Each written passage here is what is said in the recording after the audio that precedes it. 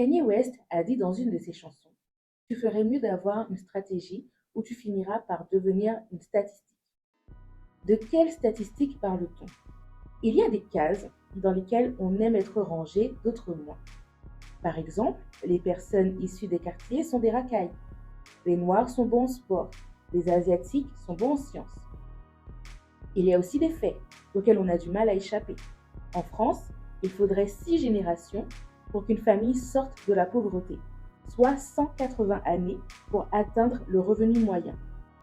Si vous venez d'un quartier dit prioritaire, vous avez plus de chances d'être orienté vers une filière professionnelle. La vie est faite de cases, le tout étant de les connaître, de les reconnaître et autant que possible de faire le nécessaire pour se retrouver dans celle de notre choix et non dans celle que la société veut nous imposer. Dans ce podcast, j'irai à la rencontre de personnes inspirantes, de personnes hors normes qui, chacune à leur manière, ont su défier les statistiques et sortir des cases dont elles auraient dû faire partie à l'origine. Vous entendrez des récits synonymes de réussite pour beaucoup, qui n'ont pas la prétention de s'ériger en but ultime, mais qui ont pour seul objectif d'élever le niveau de nos ambitions. Je m'appelle Malika et vous êtes sur Hors Normes, le podcast.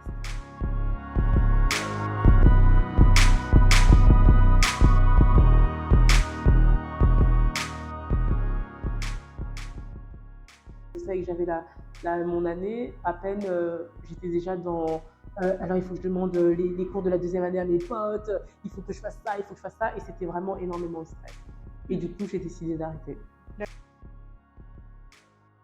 J'ai décidé de ne pas aller en deuxième année de droit. Ok. Et du coup, tu as pris une autre filière Oui, j'ai fait. Alors après ça, j'ai décidé en fait de faire un. Alors j'ai cherché les solutions parce que du coup, la fac c'est quelque chose qui m'a pas plu particulièrement, même si c'est un passage obligé, mais ça m'a pas plu particulièrement dans le sens où j'étais une étudiante parmi tant d'autres, c'était grand, c'était très théorique aussi. J'avais, comme je disais tout à l'heure, j'avais une idée du droit, je croyais que j'aimais le droit, mais je connaissais pas le droit.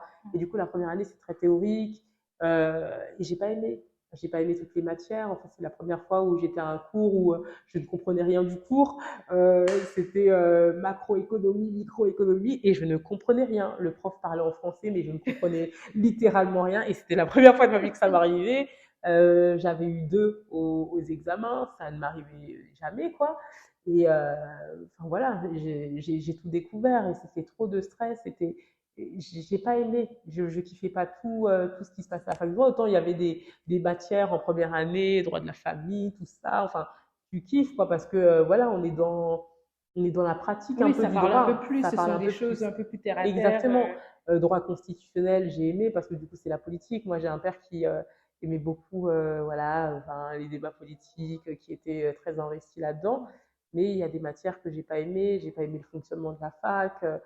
J'avais un sentiment de beaucoup travailler, mais au final, je ne travaillais pas assez parce que du coup, j'étais étudiante, mais je voulais travailler à côté. Donc, je travaillais à temps partiel aussi à côté. J'avais aussi d'autres enjeux à côté. Et du coup, j'avais ce sentiment que même si tu travailles beaucoup, t'as pas beaucoup, quoi. Qu'est-ce que tu as fait? Alors après la fac, je me suis inscrite en IUT, carrière juridique. Carrière juridique, moi j'ai le carrière juridique, en tout cas à l'époque c'était un cursus de 2 ans. Moi je me suis inscrite en IUT carrière juridique pour le faire en un an parce que j'étais dans l'optique, faut que je gagne du temps, faut que je gagne du temps, j'ai trop perdu l'année, enfin trop perdu. Mais en tout cas voilà, je voulais racheter le temps. Mais je suis quelqu'un de pratico-pratique. Je n'étais pas préparée à ce que la fac de droit soit de cette manière-là, mais l'IUT, les professionnels, ça me convenait plus, en tout cas pour débuter dans le droit. Après, c'est sûr que peut-être que c'était peut-être plus simple parce que j'avais déjà fait la fac de droit auparavant. Donc du coup, je viens avec quand même certains acquis. Mais ce qui est sûr, c'est que l'année en IUT m'a reconnecté. Et effectivement, c'est une question de sensibilité. C'est une question de sensibilité, de caractère. Par la suite, moi, j'ai des copines, notamment une qui est aujourd'hui avocate, qui, elle n'est pas passée par la fac de droit directement. Elle a fait un DUT. Ensuite, on s'est retrouvés en licence. Et après, elle a continué. Et voilà, il faut vraiment, voilà, tous les chemins mènent à Rome. Si aujourd'hui tu veux devenir avocate ou magistrat ou quoi que ce soit, tu peux passer par un IUT. Aujourd'hui, je crois qu'il y a des DUST, il y a d'autres choses, parce qu'aujourd'hui, ça va, on va entrer dans une réforme là en 3 ans par rapport au système LMD. Mais voilà, la fac de droit n'est pas le seul cursus en fait pour accéder en fait à des métiers juridiques. Est-ce que tu commences à travailler ou tu poursuis Non, alors l'IUT se passe super. Je valide mon diplôme avec mention. Après l'IUT, j'avais plusieurs choix de réintégrer la fac de droit dans le sud de la France, voilà, là où j'étais, vu que j'avais déjà mon appart et c'était top. Et en fait, après l'IUT, ben, à la rentrée, je me retrouve sans rien. J'ai pas été prise en tout cas à la fac de Perpignan j'envisageais d'aller. Et du coup, j'ai une copine de ma promo qui se retrouve à Paris en IEP, mention juriste d'entreprise. C'est quoi un IEP? Alors, un institut universitaire professionnel. Professionnel. Voilà, Ok. professionnel. Institut universitaire professionnel. Ouais, professionnel, je crois. Hein. Alors, je préfère, voilà, j'espère que c'est ça. Mais voilà, et du coup, c'est un processus assez sélectif où je sais qu'elle a passé des sélections sur dossier, ensuite des entretiens et tout. Et du coup, je suis encore en contact avec elle. Moi, je galère, je me dis, vas-y, mais qu'est-ce que je vais faire? Je me retrouve sans rien, qu'est-ce que je vais faire et tout et tout. Et elle me dit, écoute, il y en a plein qui abandonnent. Écoute, teste, postule et tu verras, quoi. Et du coup, bah, j'envoie un mail un vendredi soir, j'envoie un mail en précisant que bah, je pense que c'est la mention aussi qui a fait la différence. Voilà, je suis étudiante, voilà, nanana, je ne m'en trouve dans rien, voilà, tac, tac. Et en fait, bah, pareil, j'étais à Paris pour un week-end pour aller à un mariage. Et du coup, je vais au mariage sur Paris, j'envoie le mail et tout le vendredi. Et entre-temps, le samedi, je crois que j'ai une réponse, ou le lundi, peut-être j'ai une réponse. Donc, je passe mon mariage, je devais rester un peu de temps et tout à Paris, quelques jours. Et en fait, je crois que le lundi, je reçois un mail de la secrétaire qui me dit on vous accepte, sans entretien, sans rien, on vous Oh. accepte, soyez là mercredi. Décidément. Voilà, c'est. Alors, ouais, très joyeuse, très contente, mais le mercredi, je devais être là-bas. Et du coup, bah, je suis restée à Paris, quoi. Et j'ai commencé la licence. Et, La licence se fait en combien de temps? 1 an. 1 an. J'ai 1 an, j'ai un bac plus 2, c'est le bac plus 3. Donc, je l'intègre et ça se fait 1 an. Après, c'est le master, quoi. Donc, Ok. voilà. Donc après cette licence, le master. Je ne continue pas le master. Je fais beaucoup d'efforts et tout. Et dans la même occasion, bah, je me pose cette question-là.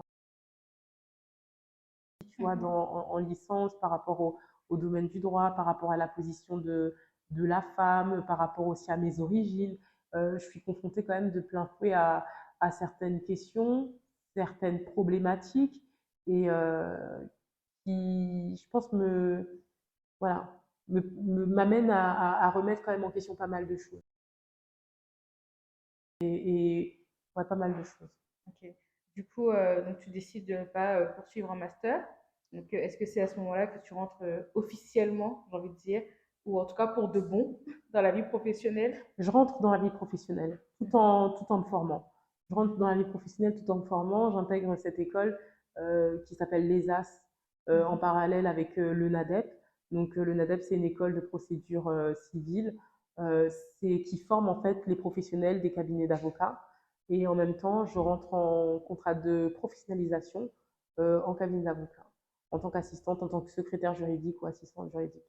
Et c'est là mon premier pas avec le droit concrètement au niveau professionnel.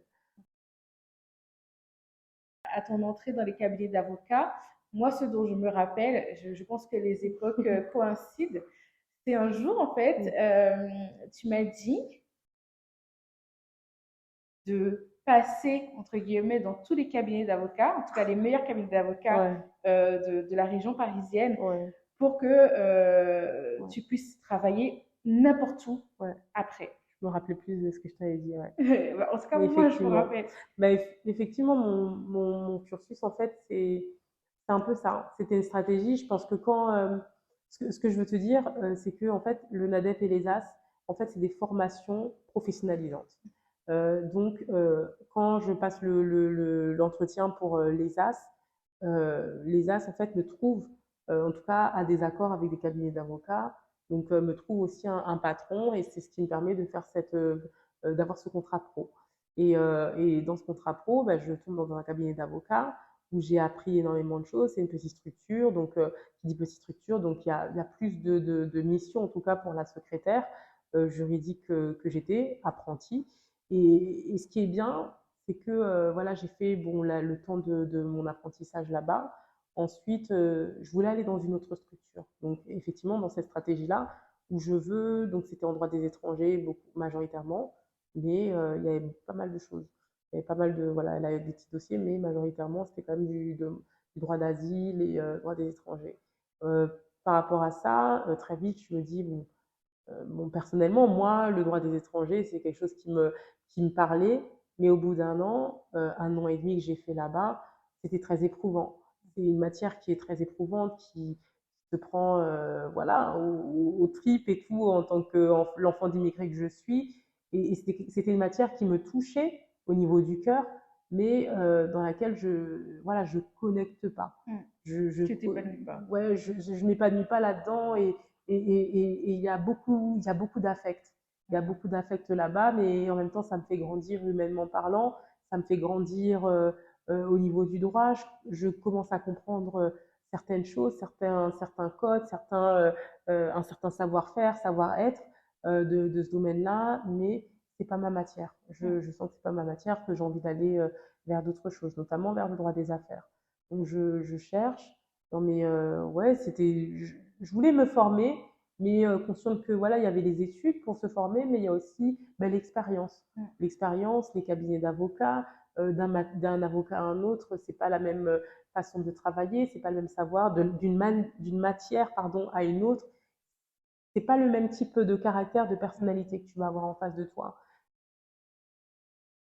D'autres cabinets, beaucoup plus gros, d'autres beaucoup plus petits, mais beaucoup plus, je sais pas comment dire, avec beaucoup plus de moyens, on va dire ça comme ça.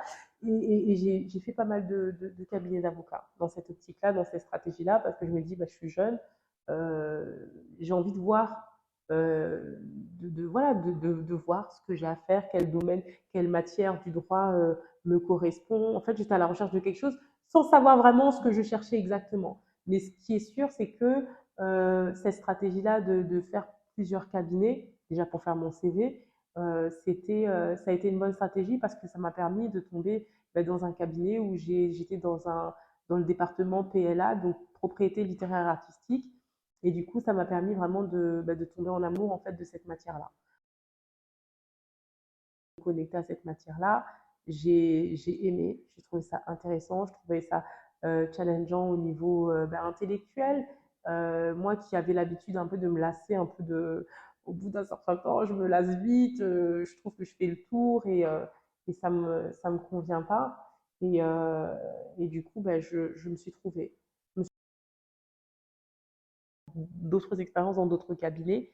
Et voilà, donc pendant des années, j'ai occupé des postes d'assistante juridique parce que tout à l'heure, ce que j'ai pas dit en me présentant, j'ai dit que je travaillais dans le domaine du droit, mais j'ai pas dit exactement ce que je faisais aujourd'hui. Aujourd'hui, je suis juriste en propriété intellectuelle, je suis à mon compte, et j'interviens aussi, j'enseigne en école de commerce dans des matières juridiques.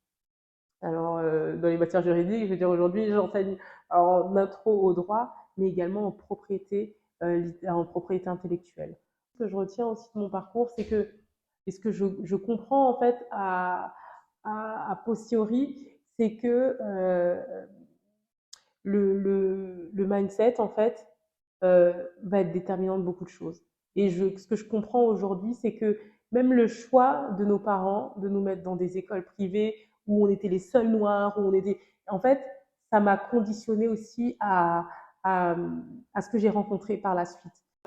On est français, mais on est ici, on a des parents immigrés, Et des fois, on peut se dire, voilà, mais je suis la seule noire, je suis la seule fille des quartiers, je suis la seule, je suis... Mais en fait, ça doit pas être une limite, en fait. Ça doit pas te limiter, ça doit pas te conditionner, parce qu'en fait, si tu es la seule, mais tant mieux. Tu seras la première à ouvrir la voie pour beaucoup d'autres, tu vois. Et je crois que ça, déjà, d'une part, ça a été déterminant. Merci beaucoup d'avoir partagé tout ça avec nous. Genre, je dis nous, comme si on était des milliers à t'écouter, mais même si on est deux, c'est déjà très bien. Mhm. Donc, merci d'avoir partagé tout ça sur le podcast Hors Normes. Merci d'avoir honoré mon invitation. Mhm. J'espère que ton parcours saura inspirer tous ceux qui ont également envie de s'orienter vers du droit ou même vers d'autres filières, hein, peu importe. Je Mhm. pense que tout ce que tu as partagé peut s'appliquer, peu importe le domaine. Mhm. Ouais. Et pour terminer, je vais te donner le mot de la fin.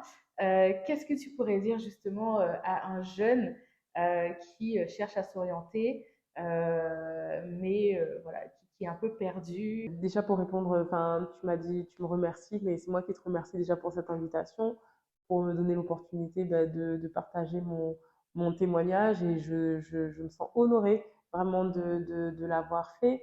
Et qu'est-ce que je pourrais dire à un jeune qui ne sait pas trop vers où, quoi s'orienter ou autre? Je pense que c'est pas propre à mon parcours. Alors déjà, je crois que peu importe l'horizon d'où tu viens, de quel milieu tu viens, je crois que tu es sur Terre pour accomplir quelque chose, qu'il y a quelque chose que tu dois accomplir. Peu importe ta confession, je crois qu'on n'est pas sur Terre au hasard et qu'il y a quelque chose pour lequel tu es fait, que seul toi va pouvoir réaliser. Et parce que voilà, ton caractère, ta personnalité, ton histoire va s'y prêter. Et le conseil que je pourrais donner à ce jeune ou ce moins jeune qui se pose des questions sur quoi faire dans la vie, des choses comme ça, c'est de pouvoir écouter en fait, de pouvoir écouter cette voix intérieure. Alors moi, quand j'étais plus jeune, je savais pas c'était quoi et je sais toujours pas c'est quoi, mais au final, je crois de pouvoir écouter et croire en fait en tes rêves, même tes rêves les plus inavoués, parce qu'en fait, ils sont réalisables et ne te limite pas, ne te dis pas voilà, bah, aujourd'hui, bah, j'ai pas d'argent, je sais pas quoi faire, je sais pas comment le faire. Déjà, écoute ce que tu veux faire, crois en tes rêves et après le reste viendra par des connexions, par des conseils, par voilà, il y aura quelque chose déjà en écoutant hors norme, du coup tu pourras certainement trouver des réponses à tes questions, mais cette capacité à croire en ses rêves, à écouter ce que tu as à l'intérieur de toi et ne pas se limiter. Aucun rêve n'est trop grand, mais les rêves sont faits pour se réaliser.